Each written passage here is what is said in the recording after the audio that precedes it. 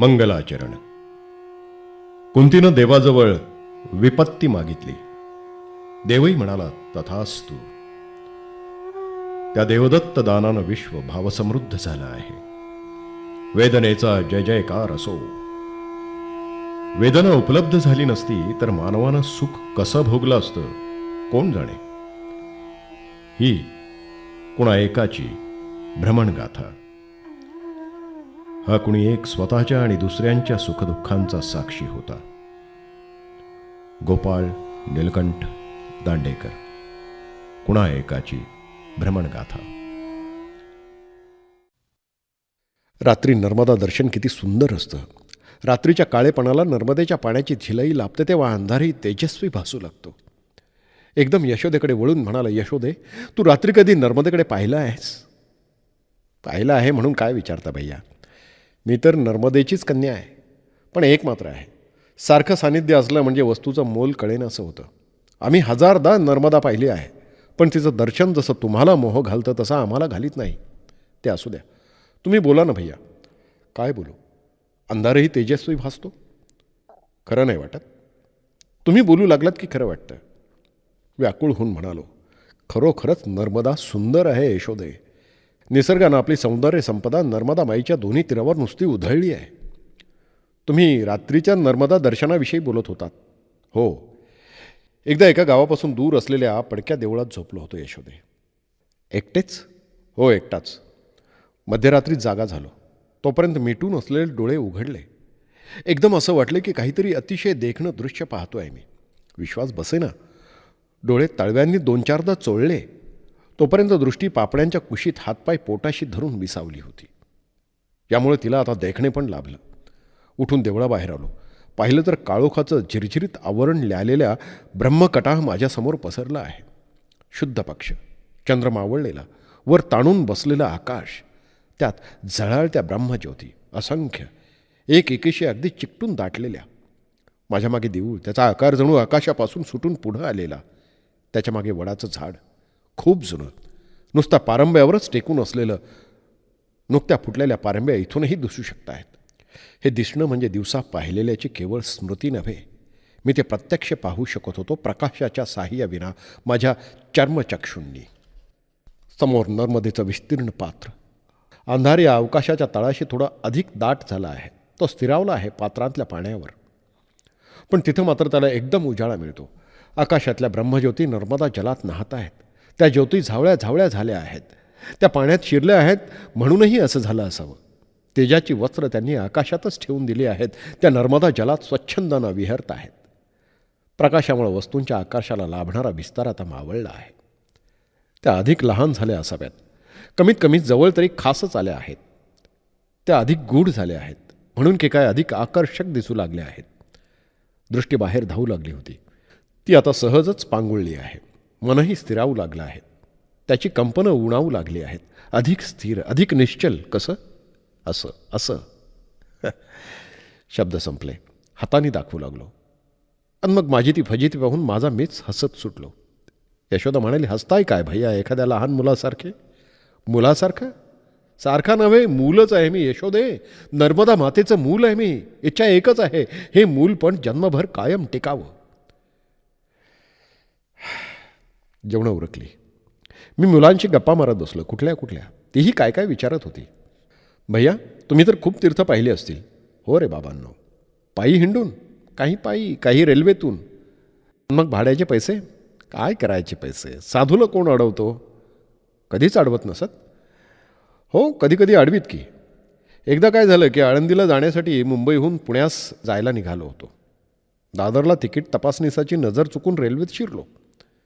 ती होती मुंबई पुणे एक्सप्रेस. तिच्यात पहिल्या डब्यापासून शेवटल्या डब्यापर्यंत हिंडता येत असे. एका डब्यात घुसलो. आम्हा साधू बैराग्यांच्या ठरलेल्या ठिकाणी बसून राहिलो, हात पोटाशी घेऊन. कुठं? संडासाच्या कोपऱ्यात. तिथून कुणीही उठ म्हणत नसे. गाडी सुरू झाली. नजर चहूकडे भिरभिरत होती. कोणी तिकीट तपासणीत गाडीत शिरतो आहे की काय. कर्जतपर्यंतचा प्रवास निर्विघ्नपणे पार पडला. कर्जतहून गाडी निघायची, ती बोगदे ओलांडीत घाट पार करून थेट खंडाळ्याला थांबायची. कर्जतला एक तिकीट तपासणीच गाडीत शिरला. मी त्याला पाहिलंच नाही. गाडी चालू लागली. तो डब्यात आला. पाठदिशी उठून उभा राहिलो. नेहमी करतो असेच केले. काय? हात जोडले. त्यानं डब्यात शिरता क्षणी मला पाहिलं. क्षणभर माझ्याकडे रोखून बघून त्यानं आपलं काम सुरू केलं. माझं मन धाकधूक करू लागलं.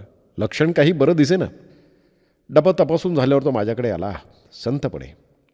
माझे कान धरून म्हणाला, चलो. मुकाट्यानं त्याच्या मागोमाग चाललो. कुठं म्हणून विचारायचं साहस झालं नाही. गुरकावून त्यानं विचारलं, सामान कुठे आहे? म्हटलं, सामान नाही. मग काय, नुसती लंगोटीच? हो. बुवाबाजीत चिरून किती वर्ष झाली? उत्तर काय द्यायचं? गप्प राहिलो. त्यानं पलीकडच्या डब्यात नेलं. कोपऱ्यात उभं राहायला सांगून तिकीट तपासायला प्रारंभ केला. कोपऱ्यात पाहिलं तर माझेच काही जोडीदार त्यानं गोळा केले होते. बहुधा सगळेच निवडक नग होते. एक फकीर, 2 मवाली पोरं, एक म्हातारा, एक पळपुटा पोर. ते मुळूमुळू रडत होतं. फकीर त्याला समजावित होता, रोता क्यों, मालिक सब कुछ ठीक करेगा. एकीकडे तो मुलाला धीर देत होता, दुसरीकडे हातातली माळ खूप जोरजोरानं फिरवीत होता. मवाल्यातलं एक पोरगं दुसऱ्याला डोळा मिचकावीत म्हणालं, हां ठीक क्यों नहीं करेगा मालिक, जरूर करेगा, पिटाई होगी तब पता चलेगा. फकीर कसा तरी चाळावला. पिटाई करने वाले के खाने में मिट्टी पडेगी. आणि पुन्हा घाम फुशीत भराभरा माळ फिरवायला लागला. मुलं हसू लागली. म्हटलं, अरे इतक्यात असं खिदळू नका. तर डब्याची तपासणी संपली. तपासनिसानं नुसता इशारा करून आम्हाला पुढच्या डब्यात चालवलं. मावाली पोरं मागं रेंगाळली. तर त्यांना 2-2 टप्पूंची खिरापत वाटली. असं होता होता खंडाळा आलं. तिथं त्यानं आम्हाला खाली उतरायचा हुकूम फरमावला. ऐ नीचे उतरो, फैल की फैल, हां अब एक कतार बनाव. ठीक आहे बाबा, कतार तर कतार. सगळे नीट ओळीत उभे राहिलो. त्यानं मलाच हाक मारून पुढे बोलावलं. ऐ साधू का बच्चा, सामने आओ. त्याच्यासमोर उभा राहिलो. गाडीतले सगळे लोक गंमत बघत होते बरं का. तो म्हणाला, हात लंबा करो, बाया नहीं सीधा, हां यो. अब एक एक के गाल पर तमाचा मारो, खूप कसकर. मी तसाच उभा राहिलो खांबासारखा. तो खे कसला. ऐ क्यों रे भोंदो, नहीं मारेगा? म्हटलं, नहीं. क्यों? मैं किसी को मारना पसंद नहीं करता. अच्छा, और गाड़ी में बगैर टिकट बैठना पसंद करता है? अच्छा, जाओ वापस. आए उल्लू के पट्टे, तुम सामने आओ. मी ओळीत उभा राहिलो. मवाली पोर पुढे सरला. झुलपं सावरीत. तिकीट तपासणीसाचा हुकूम होता, जी त्यानं सरबत्ती सुरू केली. थापड बसता क्षणी अगदी झणझणे आल्या. त्याचं संपल्यावर त्याला ओळीत उभा करून एकेकाला पुढे यायची आज्ञा केली. अगदी फकीरसुद्धा. तो तर 5-7 थापडा खाव्या लागल्या असल्यामुळे सपाटून चिडला होता. अगदी जीव खाऊन थापटा मारल्या त्यानं. सगळ्यांची पाळी झाल्यावर तिकीट तपासणीस म्हणाला, बहुत अच्छा, अब अबाउट टर्न. आम्ही सगळे तोंड वळून उभे राहिलो. फाटकाकडे बोट दाखवत तो म्हणाला, भाग जाओ, फिर से नहीं बैठो गाडी में. बाहेर पडता क्षणी फकीरानं केस पिंजारले. स्टेशनकडे फूक मारून तो ओरडला, या वली, मारने वाले का मुंह काला, उसको जहन्नुम में भेज दो.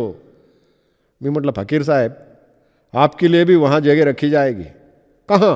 जहन्नुम में. आपने भी तो तमाचा मारा था. पुन्हा मुलं मोठमोठ्यानं खिनकाळू लागली.